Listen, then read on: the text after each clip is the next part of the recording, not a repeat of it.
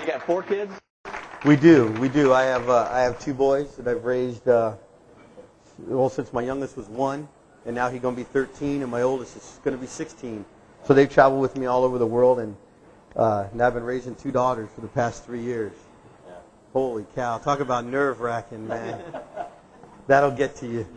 Yeah, you can do all the pyro you want around the actors. Don't nerve-wrack you as much as a 12-year-old daughter. Right. So what do they think about Dad's business? They like to go on the set? No, they could care less. Oh, really? Absolutely. The only thing they like about the set's craft service, where the candy is and the chips and who's got the best, ice cream or something. Right. That's how they judge a movie, by what they find at craft service. But you've really you've struck a chord, I think, with the people that really know you, and you're very well known in Hollywood. I mean, you walk and you talk with integrity and high moral character, and you've got people want to hire you, people want to work for you.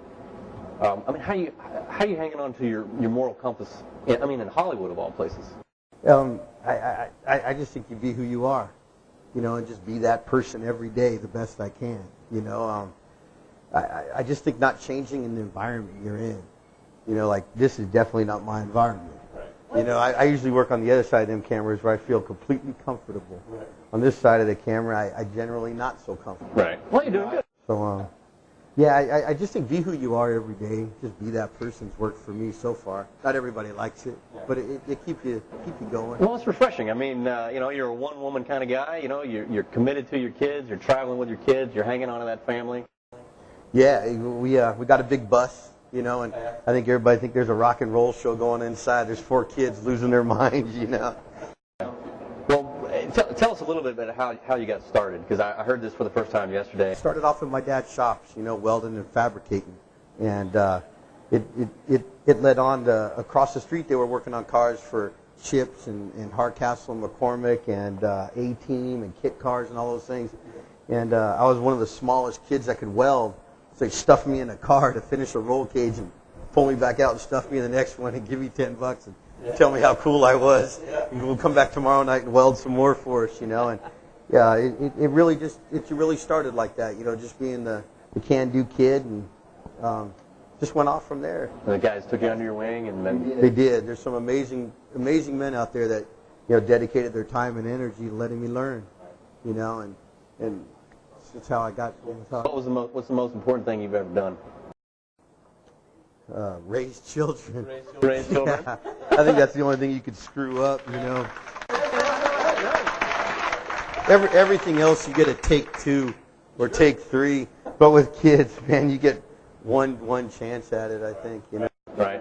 Now I heard you've got some interesting items in your backyard, of all places. We do. We That's funny that you mentioned that, because the city don't like it. But we built a jet for a movie called True Lies, and it's the scene where Schwarzenegger coming down outside the high rise and he inside the jet flying. So we built that jet, and then we used it on Hot Shots and some commercials and Fear Factor, and it's sitting in my backyard. So you see them, you see every once in a while the helicopters hovering over with the news crew, and I know they're saying, pilot down or something, It's just part of the track in the backyard. My kids run motorcycles around. All it is. They could care less. Yeah. They played in it maybe for a while. Are they Schwarzenegger fans? Do they even know who he really is? I don't. I think they just think he's our governor. I'm not quite sure they really know what he is or what he's done. Those movies are older. Right. Yeah. Well, we sure appreciate you coming to San Antonio and being on the show. Well, thanks for having me. And Bob, it's great to see you again. And we had a wonderful time. And we will see you